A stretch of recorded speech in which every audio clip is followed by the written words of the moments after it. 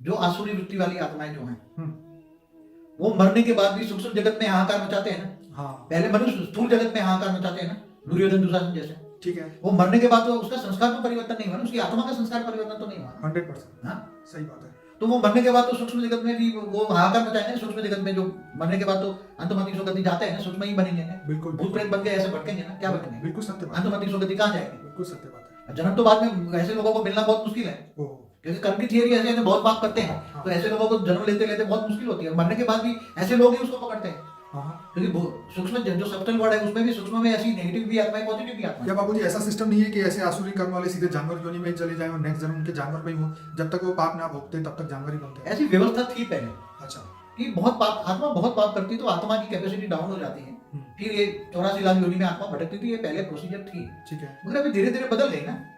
मगर एक साल में तो कोई एक दो दिन में तो नहीं जाएगी ना, अच्छा, उसको बहुत समय लगता है हाँ, परिवर्तन आत्मा की स्टेज डाउन होने में। तो मैं ये कहता हूँ कि देखो, कोई भी चाहे धर्म हो या नात जात हो, इसका लड़ाई झगड़ा या युद्ध ये कोई सॉल्यूशन, सॉल्यूशन नहीं है। ठीक है।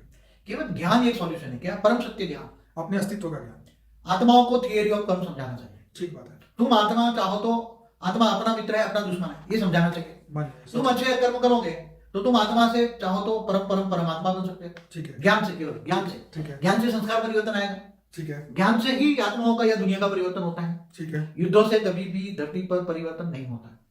अच्छा बाबूजी, इससे रिलेटेड आगे, आज का अर्जुन कौन है, गुण उसके क्या गुण होने चाहिए, उसके पास कौन सी शक्ति होती है, आज का अर्जुन किसकी उपासना करे और मनुष्य अर्जुन कैसे बने? देखो, आज का अर्जुन की बात माना, आज की मायावी दुनिया में रहकर, मायावी दुनिया में तो नंबर वार सब दुर्योधन दुशासन है। बिल्कुल, कोई 1% है, कोई 99% है, कोई 100%, 100%, मगर 1% तो भी है ना सब में। सच बात। सब में है 1% तो अपने आप को झांके आत्मा है।